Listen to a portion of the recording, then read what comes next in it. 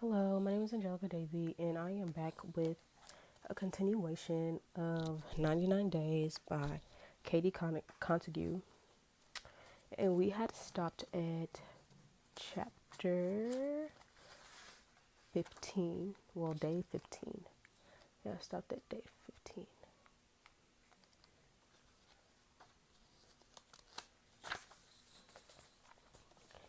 Done for the day. Penn asked me at quitting time, both her kids trailing her down the staff hallway toward the exit that leads to the side parking lot. Fabian takes karate twice during the week and once on Saturday afternoons, and is skipping across the linoleum in his immaculate white G. Desi follows silently, her tiny hand tucked into her mom's. All done, I tell her, spinning the combination on my locker. The ones lining the hall are small, like the kind at gyms and skating rinks, but big enough to hold my canvas purse and emergency catch of red vines and not much else. Any luck with the TV? Not yet, I shake my head, but I'm working on it. Oh, also remember, you've got the meeting tomorrow with the guy from Breakoff, suddenly staring at the contents of my locker, big enough for my purse and not much else. Right, the not much else at this particular moment being a long strip of a dozen foil wrap condoms that I definitely didn't put there. Penn stops a few feet away and turns to look at me quizzically. Meeting with the guy from, she prompts, oh, I say, shoving the condoms into the bottom of my purse before I take it out, praying that Penn, or God forbid, the kids don't get a glimpse of them. I blink at the vents of my locker door, just wide enough for somebody to slide the foil strips inside, with the glass guy about the crack window on the second floor. I called to confirm yesterday. Afternoon.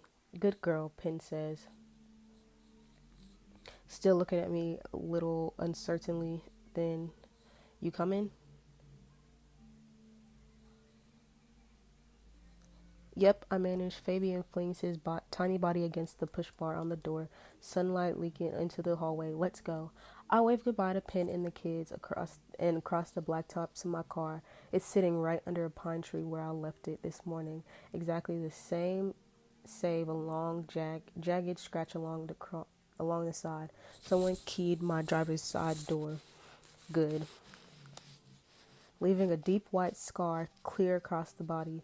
Not someone. This is all Julia. Damn it, I say out loud, slamming my palm down hard against the windows, loud enough that Penn and the kids climbing into their spaceship like minivan look up into the in alarm. You swore, Fabian calls out cheerfully from the back seat, sneakered, legs kicking. Penn clicks the remote and shuts both kids inside. You lose your keys, she calls out, crossing the lot in my direction. Molly. No, it's. I shake my head, ashamed and embarrassed, not wanting her to come any closer. I hate the idea of Penn seeing like she'll be able to figure the whole sordid story just from a fistful of condoms and one stupid scratch on my car. In the end, I'm pretty sure it's my face that gives me away more than the damage to the passette. Yikes, Penn says, looking from me to the gauge and back again. Molly, you know who did that? I think of Julia's hands all of a sudden, her knobby knuckles that she hates, and how she always has a neon manicure, hot pink or electric yellow. She used to like to paint mine too. I remember the chemical smell of the nail polish hanging low and heavy in her room, back when the rule in the Donnelly house was that I could sleep over as long as I crashed with Julia. The two of us piled head to toe in her twin bed, her chilly ankles brushing my arm. Oh my God, this mattress is not big enough for the both of us, she complained one night, rolling onto her side and whacking her elbow on the nightstand. The tiny bottle of the polish rattled in protest. Julia swore. I said I'd go get the sleeping bag, I protest. Julia sighed. Theoretically, no, it's fine, she said, then made a goofy face, so I knew she wasn't actually irritated. Just hurry and marry my brother already so you can crowd him instead, will you? My eyes arched surprised to hear her say the words out loud. Not even Patrick and I talked like that. Forevers and wins. Excuse me. Possibly we were both too afraid. Oh, is that the plan? I asked teasingly. That is the plan, Julia confirmed, stretching her arms up over her head so the fingertips brushed the headboard. You guys are going to give me a million nieces and nephews and gross everyone out with the story of how you met when you were fetuses, and it's going to be totally vomitous. But also nice. The end. I snorted. What? Julia propped herself on the pillow and peered at me in the dark, her voice gone oddly serious. You don't think it will happen. Julia was funny like that. One half full of kerosene and one half hopeless romantic. But I hadn't really thought she was serious before now, of course. I thought about Patrick and me long term. We were already long term, the two of us. No, I'm not saying that at all. I just relax, you big weirdo. Julia grinned, then flopping back onto the pillows and pulling the quilt up around her shoulders, her hair fanned out across the mattress, a blue-black storm. I don't have like a creepy binder full of cutouts from wedding magazines for you guys. I'm just glad Patrick has you, is all I'm saying. I'm glad you guys have each other. I thought of the good night kiss Patrick had pressed behind my ear a few minutes earlier.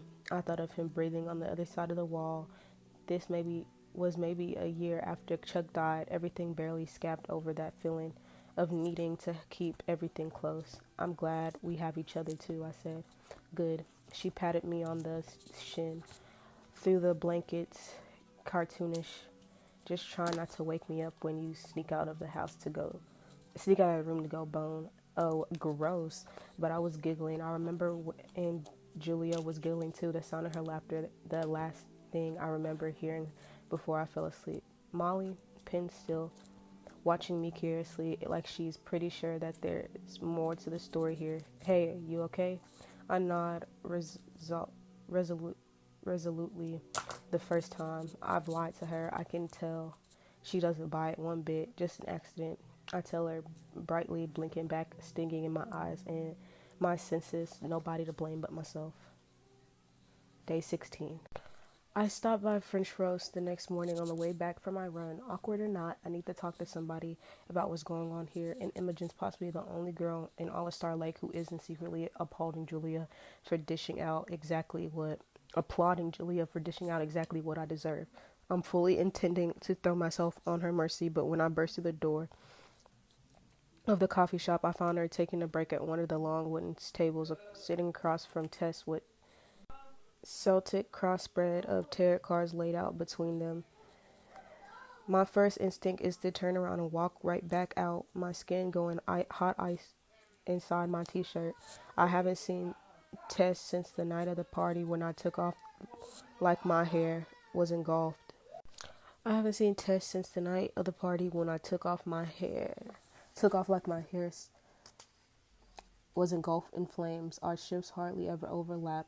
They won't until the lodge opens for real. In the few mornings I've noticed her on the schedule, I've hidden out in the office like a political descendant seeking asylum. Beyond the shock of locking eyes with Patrick was the sting of seeing him with his new girlfriend. Tess is living, breathing proof I can't fix what I broke. Hi, Molly. Tess calls out before I can make a break for it, obviously raised with better manners than I was. She was wearing a big pair of tortoiseshell glasses and picking at a fruit cup, peering down at the cards as Imogen flips them over. Imogen looks up guilty as I approach, offering a little wave.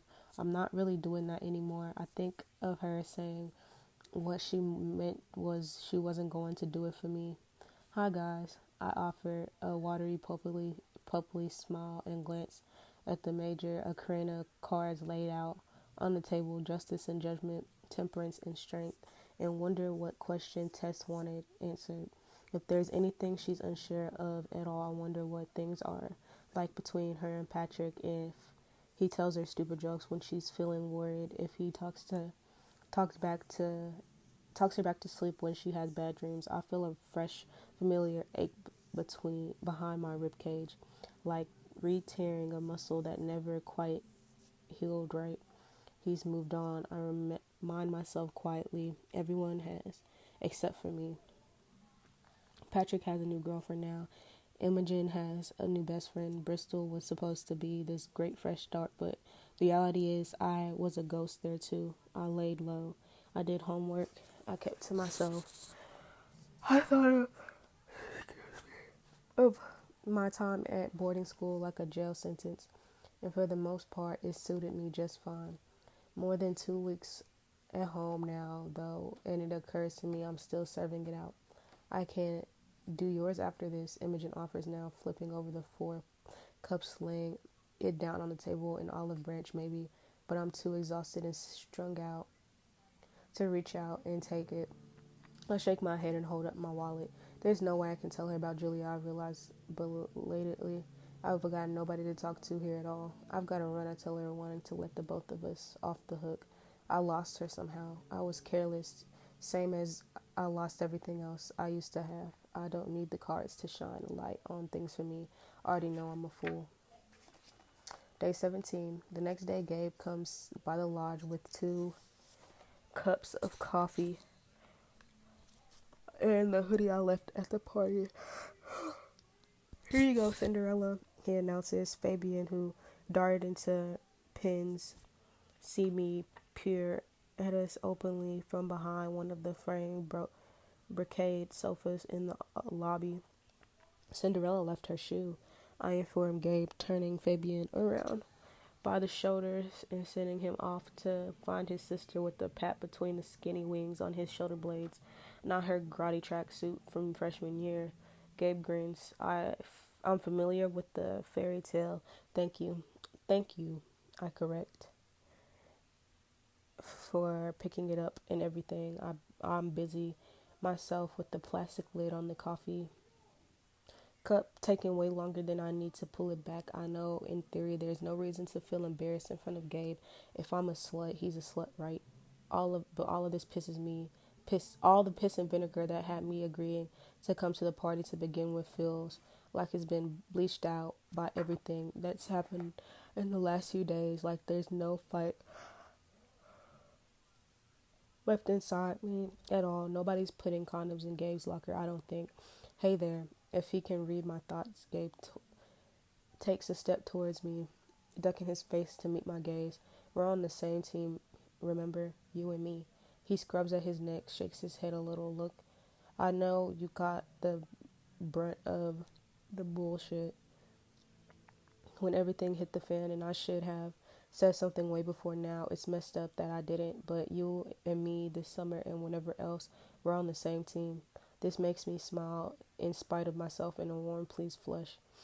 I was trying to remember the last time I had anybody else on my team, and I can't. Track, maybe track. We are, huh? I tease, lips twisted. Partners in shame and degradation. Exactly, Gabe laughed slow and easy. I can tell if stuff genuinely rolls off his back like a duck in the lake, or if he maybe just a born politician, a master of spin and PR. Patrick's never been like that. Everything he feels is always written across his face like a sign on the highway, no secrets to suss out there at all. It's one of my favorite things about him, or it was. So, hey, Gabe says now, perching comfortably on the edge of the sofa like he's hanging. He hangs out here every day of his life. In the spirit of being dirty, rotten scoundrels, do you say we get out of here, huh? Go for a drive, Gabe. I shake my head even as I'm still smiling at the back at him, the crooked grin. I'm starting to realize it's possibly more than just friendly on his part. Right away, I want to say yes just as much as I need to say no. I'm working. Gabe raises his eyebrows. You must get off sometime, right? Yes. In less than an hour, actually, but it's not that easy. It can't possibly be that easy, and it's not. Your whole family hates me, I remind him. It's a disaster whenever we get anywhere within 50 feet of each other. I think it's pretty clear the whole of Star Lake would rather I just stayed in my room and watched documentaries all summer.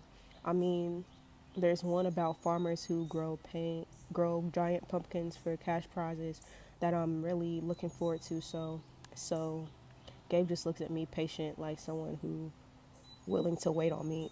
The lobby is quiet, sun streaming in through the freshly wiped French doors at the far end of the lobby, and a jungle's worth of green plants newly arranged on the mantel of the tall stone fireplace. So what, exactly? I huff out a noisy breath instead of answering, why? Gabe laughs, 'cause I like you. I've always liked you. And now you're a social outcast, so I'm figuring you're free. I snort, rude. I scolded. I scold, ignoring the complaint, ignoring the always and everything that might mean.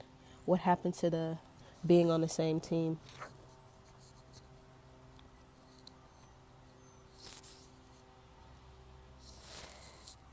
I'm a social outcast too, Gabe exclaims. It's a bug. Sorry. Which is as absurd as it is weirdly winning. He grins.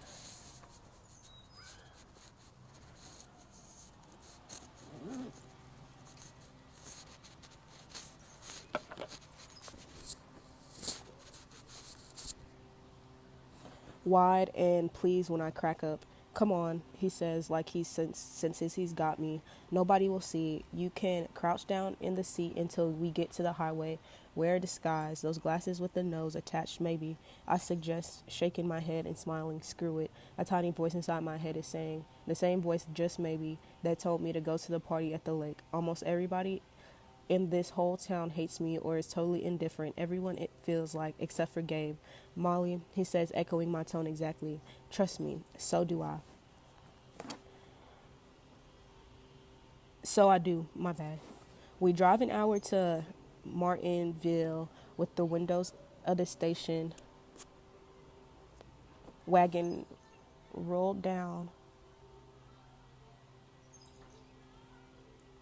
to let the wind in. It's bracing the feeling of old skin slothing off the breeze. So biology, huh? I asked him, reaching across the center console and flicking the Notre Dame key ring dangling from the ignition with one of my short naked fingernails. I expected the ride to be loaded or awkward. Instead, it feels nice. What are you gonna be, a mad scientist or something? Uh-huh, exactly. Gabe lets go of the wheel and puts his arms out like Frankenstein's monster, his warm shoulder bumping against mine as he does. Sex robots, for the most part. Secret stuff.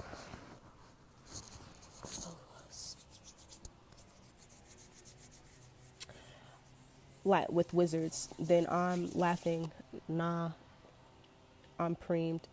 Really?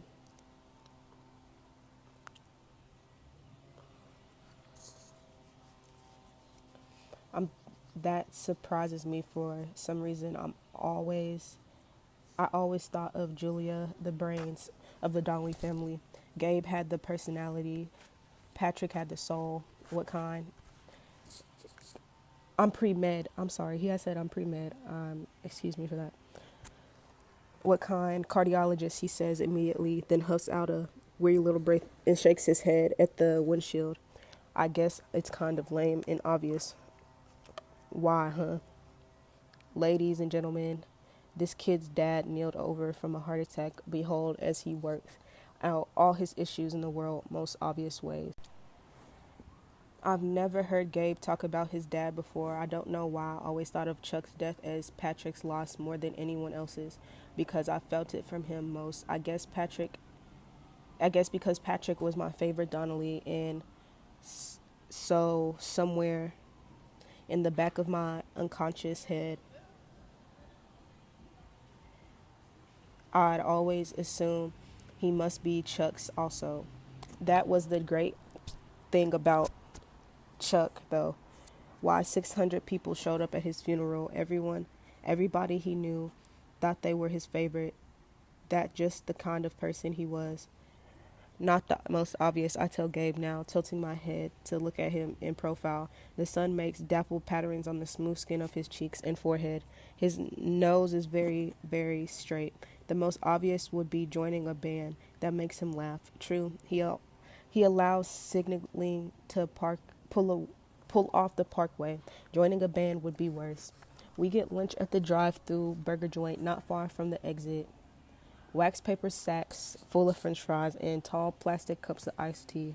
I feel weirdly self-conscious as I'm eating, glancing down at the wide, white expanse of my thighs sticking out of my shorts. New running routine or not, probably the bacon on my burger is not helping the situation here. What's the word? Gabe asks now, nudging me in the shoulder. It's an old expression of his mom's. I shake my head, crumbling my fry bag up into a little ball. Your sister keyed my car, I confess. Gabe gapes at me. Wait, what? He demands, blue eyes widening. We've been sitting in the open hatchback of his station wagon. Our legs dangle out over the bumper, but all at once he's surprised, springing to his feet. Jesus Christ, Molly, when? At work, I mutter, looking down at my lap again, hiding behind the curtain of my long, wavy hair. I haven't told anyone until right this minute, and admitting it to Gabe feels like lancing a blister, a combination of satisfying, completely objectively gross. I don't know how I became this person, one of those girls with a lot of drama around her, a person who romantic garbage literally fills an entire book. Patrick and I would have judged the shit out of me 2 years ago. I'm judging the shit out of me right now.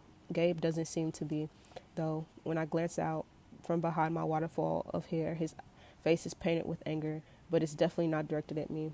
Look, he says, I'll deal with her, okay? That is actually BS right here.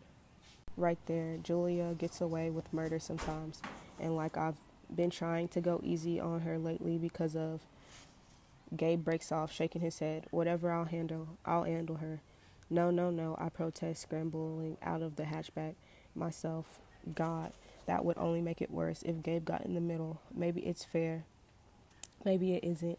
But this is between me and Julia, between me and Patrick, between me and Gabe himself, I'm the one that needs to handle it. It's okay. I lie, wanting it to be for both of our sakes. I reach out and touch his arm below the elbow, warm skin in the rope of my muscle underneath. Seriously, please don't. I'll figure it out. Gabe rolls his eyes, but he doesn't argue. I like that he seems to trust my judgment, that he doesn't try to convince me he knows what's best. For a moment, I follow his gaze out the tree line. He parked with the back of the wagon to the summer woods, this wide expanse of uninterrupted green. I forgot how much I missed this when I was in Tempe. Okay, he says, sliding his arm back until our hands catch, squeezing for a moment before he lets go. The gesture sends a clanking all the way up into my elbow like I banged my funny bone, but I know your life has basically been a long, uninterrupted shit show since you got back here, and I know a lot of that is my fault. I shake my head, ready to protest. It's not. Gabe makes a face. It kind of is, he says for a second. I remember the feeling of his warm mouth pressing at mine. I feel safe when I'm with Gabe. I'm realizing slowly the station wagon is a getaway car, and we're headed for the border by nightfall. It's not exactly an unattractive thing to pretend. Okay, I admit finally. It kind of is. Same team, remember? Gabe shrugs, sun catching the lighter streaks in his hair, brown and amber. He sits back down in the trunk of the Volvo, picks some dog hair off the interior, and drops it on the ground. I won't do anything you don't want me to do. It's your rodeo. But same team. My rodeo, huh? After a moment, I sit down beside him, stretch my palms out behind me, and turn my head to look at him. Okay, Gabe echoes. He leans back so his arms are behind him, just like mine are. His pinky brushes mine on the floor of the trunk. I glance over my shoulders. I look at our hands side by side, my ragged cuticles and the pale fuzz of blondish hair on his wrist. I imagine him grown up and finished with med school, patients lying on the operating table, reaching inside people's rib cages, fixing their broken hearts. Day 18. The lodge opens in a few days and pins dialed up to 11. This morning, she had me and Desi dusting the details of the crown molding with Q-tips, then interrupted us halfway through that to taste test 3 different ketchup options in the kitchen. I'm exhausted, a wrung out kind of limpness in my arms and my shoulders, so tired. In fact, that when me and Michelle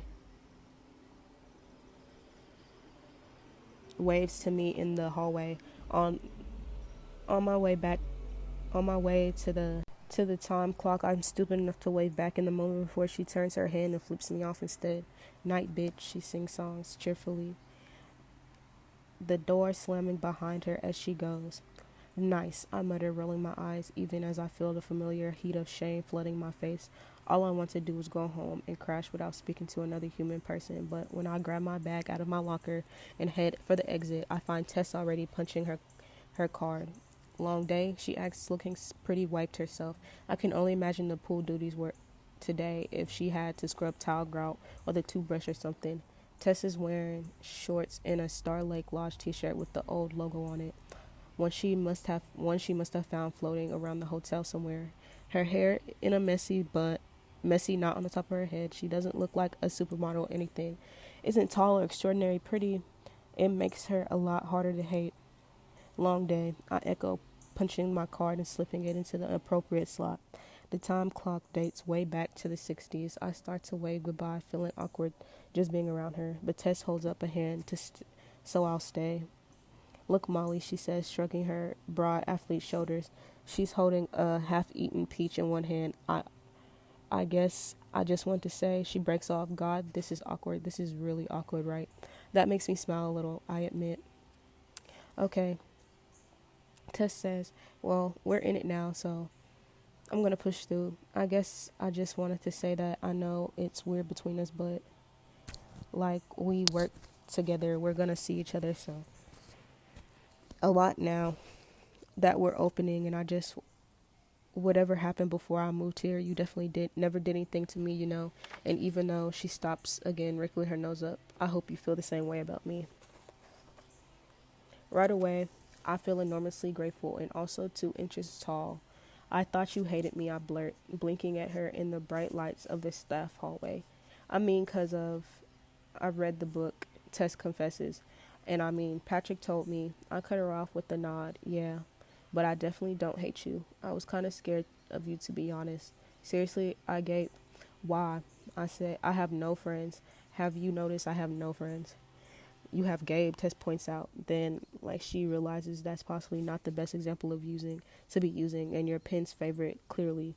I don't know. You've known those guys forever. You've known Imogen forever. Is not like that. I shake my head. Whatever it used to be is definitely not like that anymore. Well, whatever. Tess smiles and takes the last bite of her peach and tosses it into the pit into a nearby trash can. So we're okay. I just didn't want to spend the whole freaking summer doing that mean girl stuff, and that's not really how I roll. We're okay. We're fine. I tell her, and my smile is genuine. Even if Patrick's going to hate me forever, it occurs to me to be glad he got someone like Tess. Yeah, we're good. Day 19. I am going to start it, but probably in the middle of me speaking. I will probably start day 19 in the next clip. But a question to answer is, did Molly handle her situation well when it came to Tess? Number 2, if this was you in this situation, would you befriend the girlfriend? And how would you react to certain things that has happened because of a choice that you decided to make, even though even though it wasn't that bad and people proclaim it as that bad? How would you feel if that was you and you were going through this stuff? Number 3 is, would you allow yourselves to still be friends with a person who as well not only is in the same kind of predicament as you? Take for instance Molly and Gabe. They are in the same type of instance together, but instead of Gabe just pushing her away like everybody else or shaming her just because his family wants him to, he welcomes her in and he allows her to feel better and tells them that they're in it together. Would you allow yourself to open up like Molly did and continue to still be Gabe's friend, or would you have to leave Gabe alone and just continue on your own path and shut down, like, and just shut everybody out? But that is the end of my reading. Thank you.